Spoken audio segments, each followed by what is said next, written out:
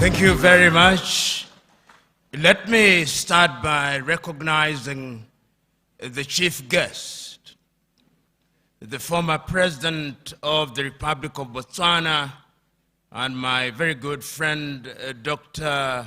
Serese Kama Ian Kama.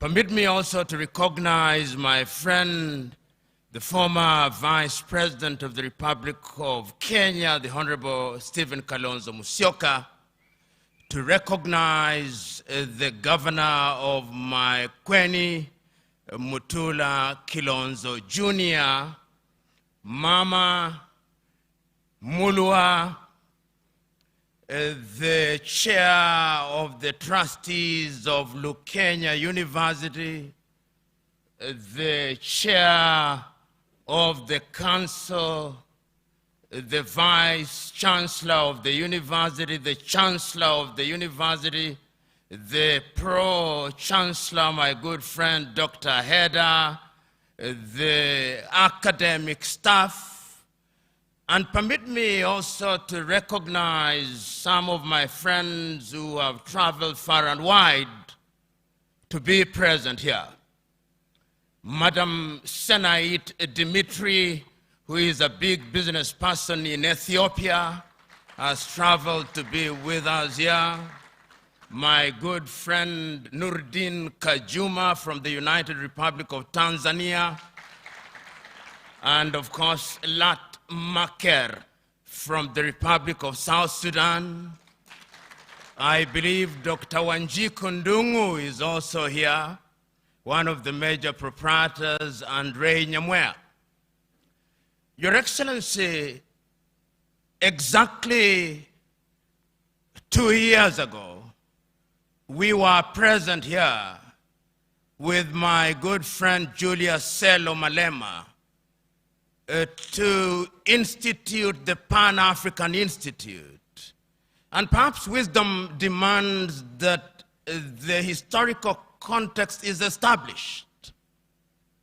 The historical context is that our foundation, the PLO Lumumba Foundation, was debating where to establish the Pan-African Institute, present as we are today in 50 African countries. We had a conversation with Lukenya University and agreed that the Mother Institute be established here. And I can confirm that 2 years later, we are spreading our tentacles. On the 7th day of October this year, we established a child of this institute at the university in Hargeisa, the Unity University. Your Excellency, I will also confirm that on the 15th day of November, we will be establishing the 3rd institute in Lusaka, Zambia. I can also confirm that during that period, we have entered into a memorandum of understanding to establish an institute in Trinidad and Tobago at the University of West Indies. And that next year, we'll also be establishing this institute in Monrovia in Liberia.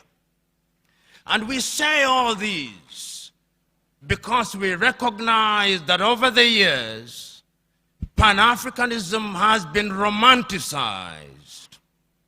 One may say that Pan-Africanism had been reduced to sloganeering, but we refuse to believe that the purport and import of Pan-Africanism was merely to sloganeer.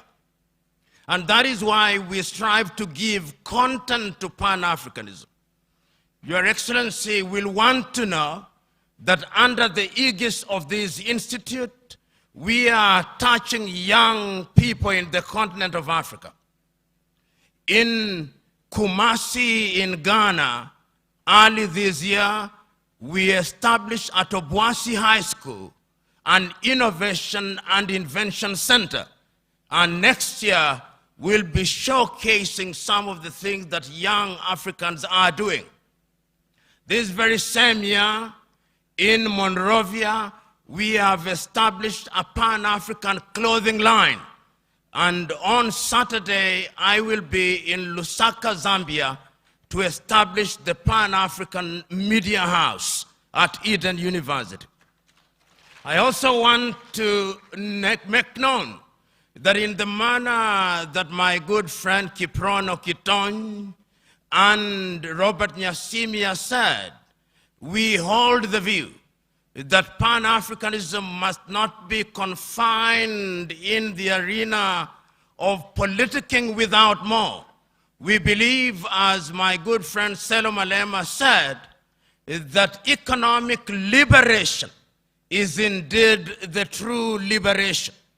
And that is why, therefore, we are engaged specifically with the ladies and gentlemen that I've invited here.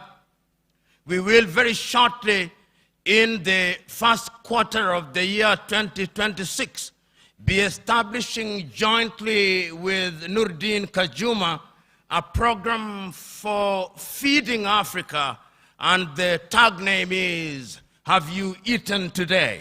We are giving meaning to agriculture in Africa, and we are honoring one of the greatest Pan-Africanist contemporary, Edwina Flatten Taylor, who died about 2 weeks ago, and already we are present in 6 African countries on the basis of organic farming. With my good friend Dimitri, who is a big business person in Addis Ababa, Ethiopia, we are going into the spaces of empowering young men and women. So we come here, Your Excellency, not only to commemorate and celebrate, but also to announce that we are giving meaning and content to what was said by the pioneers. Just this morning, as we were flying in here, I remembered some of the most iconic speeches that were delivered in 1963, when the Organization of African Unity was founded. And I remember these words of Emperor Haile Selassie, when he reminded his audience that Africa was not created later than other continents. He reminded his audience that Africa was created at the same time as other continents, but that we have been engaged in lamentation for too long, that we have handicapped ourselves for too long, and the time is now for us to begin to lift ourselves by our bootstraps. Your Excellency, we are here to do exactly that. And that is why it was not a difficult task to invite you, having had occasion to be with you in a number of Pan-African forums. It is also important to note that we had invited the former Vice President of Liberia, the Honorable Jewel Taylor, but she could not make it. She recorded our message, but technology has conspired against us, and therefore it will be communicated online. Your Excellency, on occasions such as these, wisdom not only requires but demands that we do not speak for too long. It requires that we only remind ourselves that we are on to a big thing. For the young people who are present here, it is your duty to carry this baton forward in the knowledge that throughout the ages, the continent of Africa has been undermined. In fact, if my Kamba does not let me down, the very place at which we are, Mtito Ande, means the forest of vultures. And this is a place where during slavery, the bodies of Africans were eaten by vultures. Hence the name. We can no longer afford that luxury. Our duty, therefore, you who are young, is to go down in history, because if you do not have a sense of history, you cannot have a sense of the future. If you look at the young men and women who are the purveyors of Pan-Africanism, they were young. Nkrumah was young. Lumumba was young. Mboya was young. Nyerere was young. Samora was young. Saserese Kama was young. Biko was young.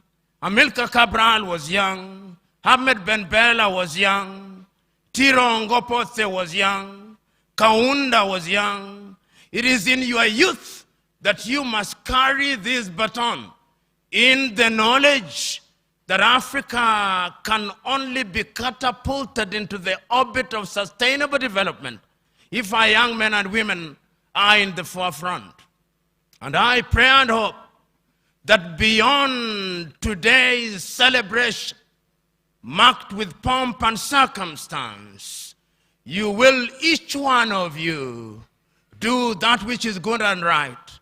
Mwalimu Julius Kambarage Nyerere, addressing young people such as yourselves in 1967, said in Kiswahili, and permit me to quote, "Siri ya maendeleo ni vijana wenye malezi bora, siha njema na bongo kali." Nina hakika mna siha njema, mna malezi bora, na mna bongo kali. Ladies and gentlemen, I said wisdom requires only one thing: not speak for too long.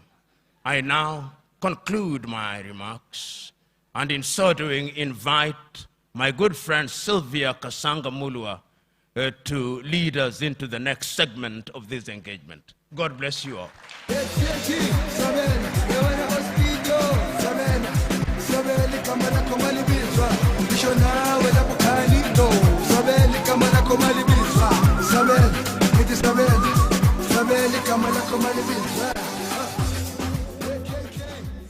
Wow. What powerful comments and remarks. I don't envy anyone speaking after that. So we're going to move into the next segment. If you look at